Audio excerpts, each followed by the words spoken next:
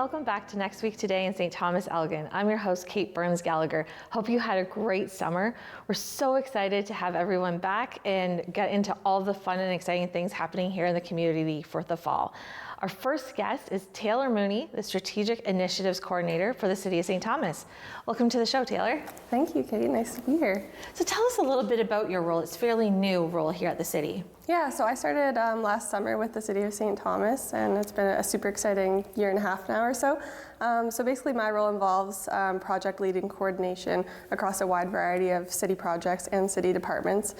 So working internally with staff, working externally with stakeholders, other levels of government, doing grant writing, policy work, policy advocacy, all those sorts of things that fall under that sort of general city manager's responsibilities. Well, that's a really busy position. Yes, for sure, right? Definitely. Now, if you're like me, I've been seeing on my Facebook page popping up, the city's doing a strategic planning session and inviting the community out. Can you tell us a little bit about what a strategic plan is? Sure, yeah. So I consider it a living document, a breathing document. So it basically sets the guiding principles of the city for typically the term of council. So we do have a current strategic plan in place that's ending at the end of 2023. So we're looking ahead to 2024 and beyond for those 3-4 years of this current term of council, and seeing where we should allocate city resources, where we can, focus on areas of improvement, see the opportunities that the cities can grasp on, see where some of our weak points are. It's kind of a full analysis of where we're at as a city and really just setting the direction for where we want to go. Great. And you mentioned there was a strategic plan already done that wraps up this year. What was that all about, and were there some successes out of that plan? Yeah, absolutely. So we just had a report go to council on the success of this current strategic plan. And I don't want to put a number or a percent on what we've accomplished, but let's throw out 80 to 90% of the current strategic plan has been accomplished, which is such a huge success for the city. We know that a lot of strategic plans aren't implemented and they just kind of sit there. So it's really something for council and the community to be proud of, that these successes are in place. And this strategic plan involved a lot of things. So infrastructure upgrades, which we see out on Talbot Street and throughout the city. Housing upgrades, so we do have the station just over here on Queen Street grand opening this week. So those sorts of things. There's a new childcare center that's opened or opening. I'm not sure. It's supposed to open soon if it hasn't already. So there's a lot of things in that plan that the city can be proud of, and that if there's things that we've missed, that will be bridged into the new strategic plan for next year. So really going back to that living, breathing document, it's not sitting on a shelf. People are taking those actions and making them a reality. Absolutely. Yeah, very important. That's great. So the new strategic plan, it really hinges upon community input. How are you going about getting that community input? Yeah, so we started this process earlier this year. We did start ourselves as city staff, and we put out a community survey which garnered just under about 400 responses from the community. So basically asking them, what's your vision for the community? Where do you see our opportunities? What are you most proud of for the city of St. Thomas? Just those sorts of, they're high-level questions, but very important to the process. We have engaged over the summer Climb Consulting, so 2 consultants that we're working with throughout this process, and throughout the summer that was sort of our planning stage, where we put all our heads together and figured out the best way to get out to the community. So we have had 2 community town halls that happened last week, 1 virtual, 1 in person. And we had good engagement with the community through those 2 sessions. We are having community conversations, so we've split those into community and social services groups, housing development groups, and business and economic development groups. Those will happen over the next couple of weeks. We did have a council focus group, so our consultants met with council to talk about their vision for the community, along with staff and leadership team focus groups for our internal sort of point of view of where we're at for the city. We also have been doing some pop-up engagements that we're calling them. So we were at the Pride Festival this summer. Last week we were at the Knights game that took place at the Joe Thornton Arena, just asking people to fill out again just a quick survey and tell us about what they think should be included in the plan. So I would say that community engagement is a really big part of this new strategic plan that we're looking to put in place, and it's such an important piece to the whole process because it is a community strategic plan at the end of the day, and we want to know, what residents think and what they want to see, and we're accountable to them, right? So it's a really big piece of it. That's incredible. Now, if people want to make sure that their voice is heard through this strategic planning process and they don't see the staff out at events, how can they become involved? Where can they find out more information? So you can find all this information that I've listed at our website, so www.stthomas.ca/strategic plan. My contact information is available on there as well. So if people aren't comfortable, coming to these sort of group events, we do have the questions that we ask in the survey and as part of these focus groups. And you're welcome to answer those questions in an email or a phone call to me, and I'm happy to include that in our data and analysis that we'll be doing over the next couple of months once we finalize all of this. But really just, even if you don't want to answer those questions, please just reach out to me or through our customer service line if you have ideas about the city's strategic plan. We really want to hear from everyone on it. Wonderful, Taylor. Thanks so much for your time today. We really appreciate it. Yeah, thank you. So remember to get onto the city's website and have your voice heard. We'll be right back on Next Week Today.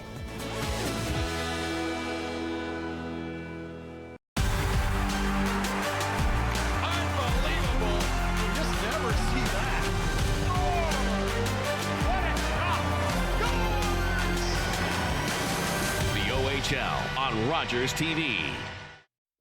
Hi, I'm Dawn Tucker from Align Yoga and Pilates Studio.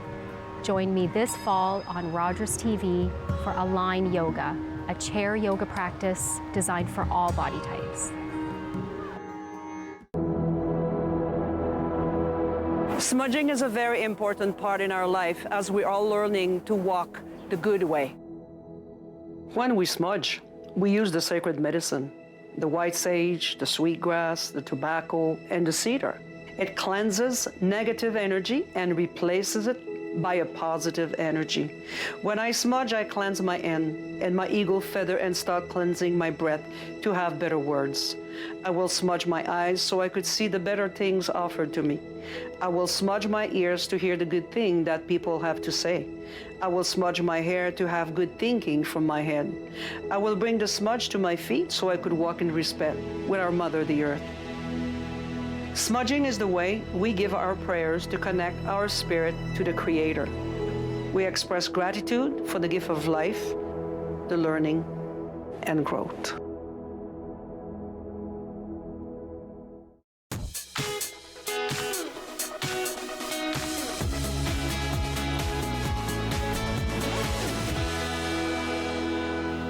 Welcome back to Next Week Today in St. Thomas-Elgin.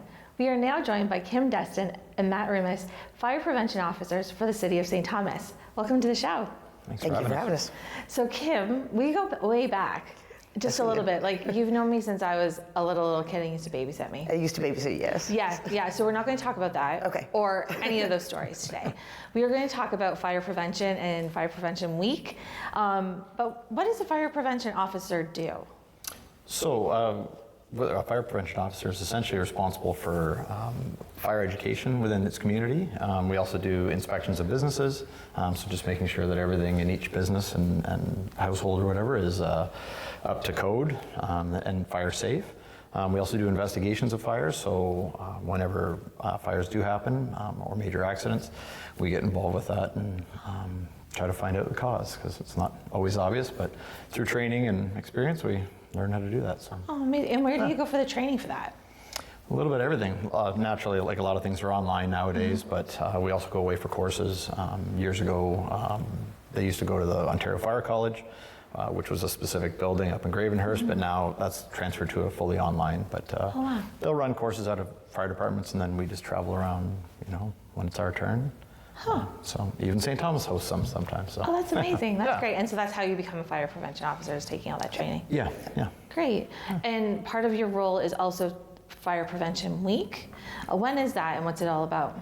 So Fire Prevention Week is October 8th to 14th. It's celebrated basically across North America, and the date was picked because it was the date of the Great Chicago Fire down in the States. So that's the meaning behind that. Most departments use it as an opportunity to spread the fire prevention messaging for the year and make sure that the public, we're getting out there in the public and getting that message out there. And so what kinds of things can we expect to happen here in St. Thomas that week? So we have an open house on the Sunday, the 8th. And it will be at the main fire hall from 2 until 4 p.m. We'll have the trucks out, you meet the staff. Also, you can be able to learn some fire prevention for your own home and stuff like that. And then throughout October, we make a point of getting around to all the public schools. It's really important we get this fire prevention messaging out there really early to the kids. And they tend to take it home to their parents too. So they're the ones going, Mom, have you checked the smoke alarm? And kind of forcing the parents to do it. So we like to get out to the schools throughout October. Amazing. And what do you talk to the kids about? You talked about, the smoke alarm. What other things do you let the kids know about? So generally at the lower grades, it's trying to familiarize them with our equipment. Right, so if a firefighter comes with all the gear on and they sound weird and they're big and scary, we're trying to familiarize the little ones with that, what they look like, so that they're not afraid to come seek help if there's smoke in the house or something like that. So it's kind of getting the kids to know our equipment and know what we look like and sound like when we're on the BAs. Right, yeah, so you're not like an alien with all that heavy equipment Yeah. on. And so during Fire Prevention Week, do you also talk about fire escape plans, and should every family have one, and what does that look like? Yep, our two big pushes generally during Fire Prevention Week are smoke alarms, because they're the #1 thing you can do in your home, and then fire escape planning within your home, and that's practicing with your family what you would do in the event of a fire in your house, and practicing it with even the little ones, people in your house who have disabilities, anything like that, so that no matter what your household makeup is, you know that if the alarm sounds, you're all going to be able to get out okay. Amazing. And I know from my family's perspective, my son has really gotten great practice because I'm really good at burning stuff. So he knows how to get everybody out of the house really well, because that fire alarm does go off. Yeah, when we have those chats at school, and especially when we have the whole school in front of us, we get lots of hands up saying, yeah, my mom did this, or this has happened. So Yeah, we have a smoke detector that's a little too close to the stove, in my opinion, but many people do. Yeah. that's awesome. So fire extinguishers and fire extinguisher safety, is that talked about too during Fire Prevention Week? We touch on it a little bit. It's a little bit more specific. During Fire Prevention Week, we really try to hit on the real key topics. And that's smoke alarms in your house. This year, the theme is cooking safety, because cooking is the #1 cause of fires in the house. So this year we're focusing on the cooking safety, not leaving your cooking unattended, not all of that kind of stuff. So. Fantastic, that's great. And so where can people get more information about the week, and where they can find out more about fire escape plans and smoke alarms and all that great information? So we are on Facebook, we're on Twitter, and we're on Instagram, and we hope that everybody follows us. Recently with the new media not being able to get the local news on Facebook, on the Meta platforms, we really hope people follow us more, because when we talk about things, when we put stuff out there about street closures or fires in an area or dangers or something that's existing, it's not getting out there on MyFM and all these other places. So we really need people to follow us specifically, and City Police as well, so that they're getting that information in a timely manner. Amazing. Well, thank you so much for all that you do and getting the word out there. It's much appreciated. Our pleasure. All right, so make sure to follow the St. Thomas Fire Department to stay up to date on all of the key information going on in our communities. We'll be right back on Next Week Today in St. Thomas-Elgin.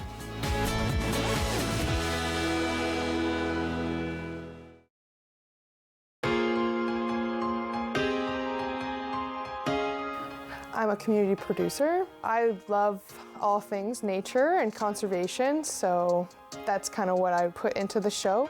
When I started making my videos for my job, I didn't think that they were definitely TV caliber, but now that I see it in action, I'm definitely happy that I took the chance, and I worked with Scott, a producer at Rogers, and I think it's definitely worth it to take a chance and to ask and see what your project could become. Have fun with it. You don't have to be perfect. I think I'm a pretty good example of that. Reach out to people, if you're gonna do kind of like an interview thing. But yeah, just have fun.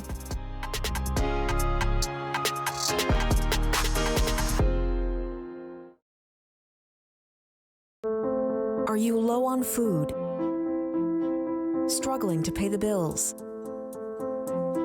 overwhelmed by life's challenges. When you need support but don't know where to turn, just dial 211. 211 connects you to the programs or services near you. 211, how can I help you? 211, help starts here.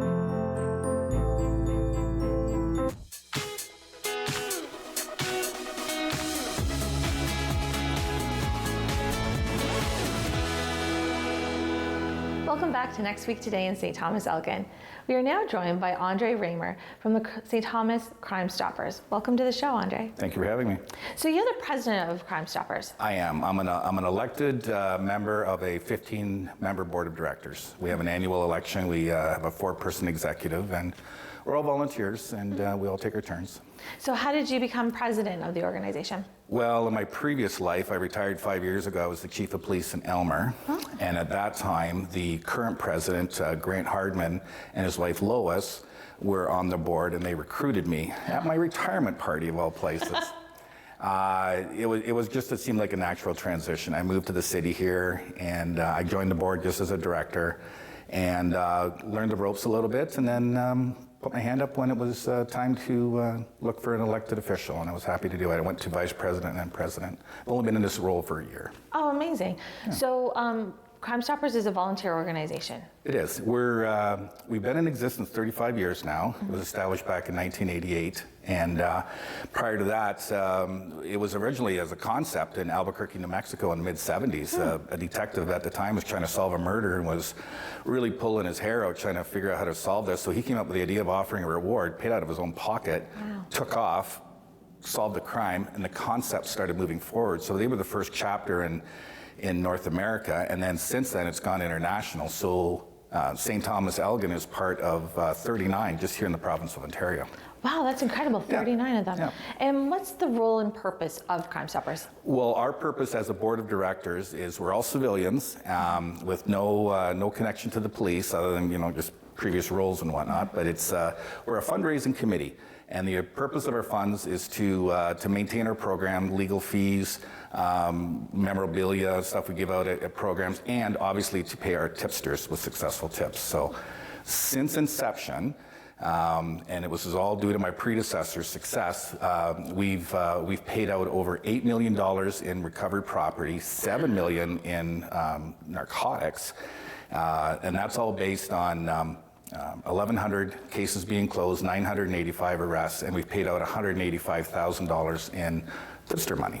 That's incredible. It is. It's a great record. We've received awards for some of our successes and programs we've run. We fall under the province and under a national and then an international committee. So we get to submit some ideas and fundraising ideas and great successes we've had in our community, and we get recognized internally. Now, obviously, we can't take credit for, we solved this crime, we solved that crime. We put our numbers in statistical values at the end of the year, but we know personally that we've done great successes in this community towards community safety. Incredible. And you talked about the main function is the fundraising. So how do you raise the funds? Generally, we try to run like 4 events a year, 2 big ones, 2 smaller ones. And we're also cognizant of the fact we have other fundraising committees in our community, and we don't want to step each other's toes. So we've got our notch times that we try to do our money raising. So we do a big fundraiser in the summertime, a golf tournament we just had in Kettle Creek back in August 25th. Great success. We grossed netted over $12,000 on that one. And then we run a winter golf, which is an upcoming event, February the 17th down at Port Stanley on the beach. No skill required. Tennis ball and your favorite club, and you whack around on the beach. It's a lot for fun. This year we might it's more of an adults only event, but this year we're actually talking about having a family, because it falls on Family Day weekend. We're talking about having a free Family Day event for it as well, and that's all in the works right now. So that's summer and winter, and then we sometimes have a rock and bowl in Elmer, at Size Bowling Alley, and then something else here in the city. Actually, we have an upcoming event the 13th of October at the Elgin Theatre Guild for Cliff Erickson. So tickets are still available on our website. So. Okay, great. Well, one of my prized trophies is the most improved bowler from Crimestoppers Bowl. Well done. I still have that.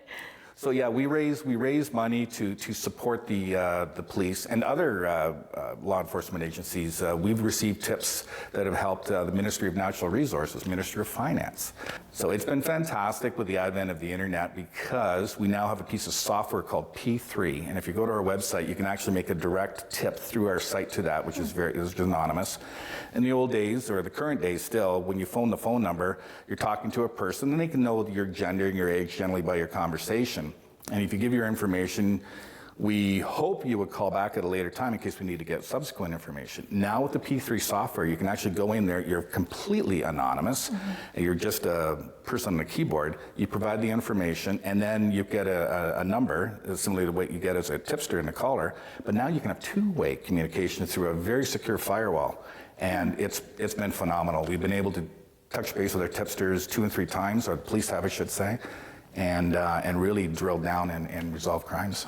That's incredible. Yeah. So if people are looking for more information, either to give tips or more information about Crimestoppers St Thomas-Elgin, how can they do that? We're all over social media. We do have a website, St Thomas-Elgin Crimestoppers.ca.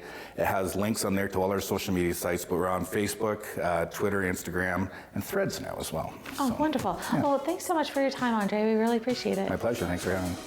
We'll be right back on Next Week Today in St Thomas-Elgin.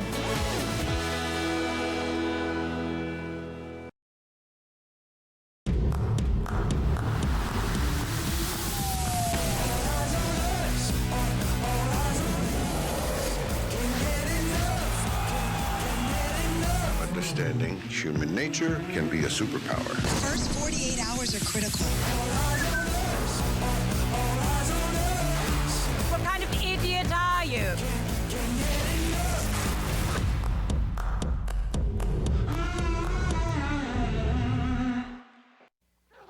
Jean-Marie! Fire! The neighbor's farm is on fire. It's almost to the road. It's heading for us. Help me get the animals out of the barn. The fire's getting closer. I'm on the horse. The house is burning. Get out to the river. Get up. Can't leave everything. Careful! Don't fall. Come on, we have to hurry. Hurry! There's the river. We're going to make it. I can't swim. Yes, you can. Hurry! Hurry!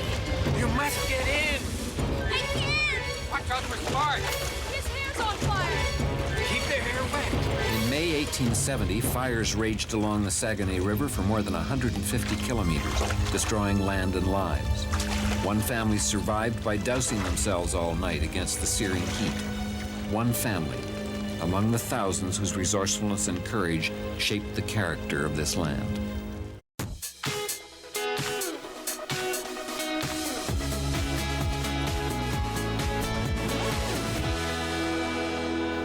We are back on Next Week Today in St. Thomas-Elgin and joined by Christy Heemstra, the owner of Clovermead. Welcome to the show, Christy. It's great to be here, Kate.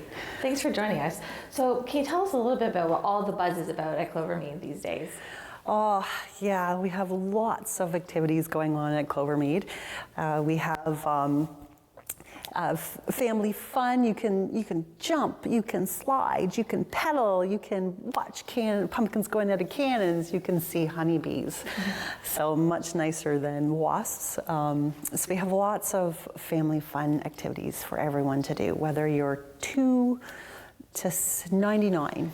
There's all family fun at Clovermead. Well, yeah. I have an 8-year-old at home who has been going bonsai for the last 2 weeks talking about when are we going to go get to the candy cannon, Mom? So what is the candy cannon? Share with our audience. Yes, we started that last year. So of course this time of year. This is why I'm wearing orange, is because we have our pumpkin fun right now, right? So we've always done pumpkin cannon shows, right? So you shoot the pumpkin out of cannons, see how far they go, if they hit the targets. The staff do this. Customers can try to pick. And then we thought, why don't we have another truck, we'll get another cannon, and we shoot candy out over top of the kids and adults if they want some little candies, and then they can collect candy. So yeah, it's a lot of fun. Well, it's definitely memorable. Yeah, it's not about honeybees like we started now, it's about the candy cannon. Yeah. and when does the cannons and pumpkins shooting happen? So Saturdays are our main, we call that the Pumpkin Festival. So that's when we do 3 shows throughout the day, and it's like a 30-minute show for the pumpkin cannons. And then we do 2 shows or 2 shooting of the cannon, 1 in the morning and 1 in the afternoon. So if you come in the morning and you leave by 1, you see everything, vice versa. If you come at 1, you hit everything after. We also, every day, Monday through Friday, we also do 1 cannon show and 1 candy cannon. So it's not just limited to Saturdays, it's actually every day of the week. It's not as long, but if you come before lunchtime, you can still go underneath the candy, have it shot over you, and you can see Jaden trying to hit a target with a pumpkin. Oh, perfect. So apart from the Fall Festival, I've seen there's a dog agility show that's coming to Clovermead. Right, we did that the first Saturday the kids went back to school. So we get these dogs show coming in, and they're all rescue dogs, and it's just amazing what they do. And they talk about the breeds, and the kids can kind of decide on which are their favorite dogs. We did one in September, and then we're doing one the last Saturday in October again. So the last one in October includes your pumpkin cannon shows, the candy cannon, and all the wagon rides and things like that. So the last Saturday in October has pumpkins, candy, and dogs. Okay, those are probably my 3 favorite things. It sounds like the best day ever. Yeah, it's and then you still got all the farm animals and the great food that we have. We've got I could talk a half hour on all the fun things that we can do at our farm. Yeah. And I tell everybody when they go to Clovermead, they have to make sure they go to the bathroom. Yes, that's right. Okay, so when you first walk into Clovermead, we call it a streetscape. It's got a train station and a pretend jail you can go in. So the washroom's there. Of the 3 bathrooms, the 2 outside ones have the bees in the wall. Mm-hmm. And the middle one is books. So if you do not want to go to the bathroom with bees looking at you, you can go to the one in the middle. Mm-hmm. But it's a very unique bathroom with bees in the walls. It's a pretty unique experience, that's for certain. Yeah. And they're behind the wall, right? Yes. They're behind the glass. Yeah. They're not flying around, not that kind of experience. Yeah, definitely. That's great. So if people are looking for more information, or can they get tickets online, where do they go? Sure.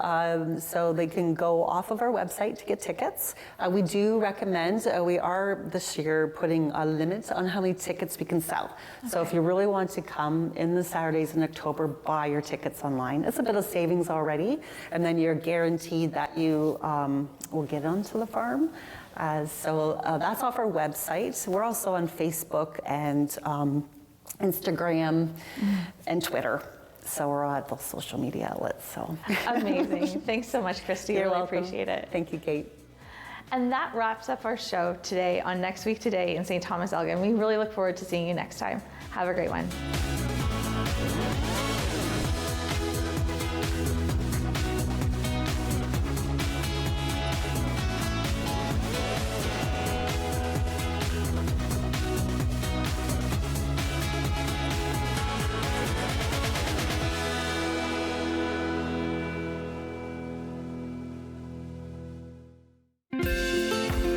Call the Rogers TV viewer response line, email us, or connect with us on social media.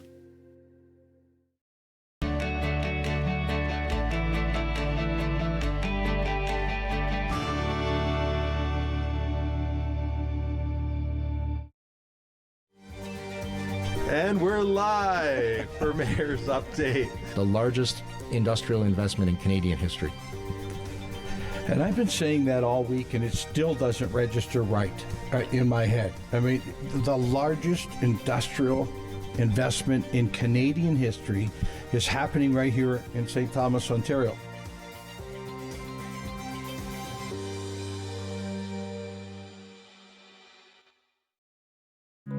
Everybody knows not to drink and drive, but some people still think it's okay to take drugs and drive. Police have the authority, the ability,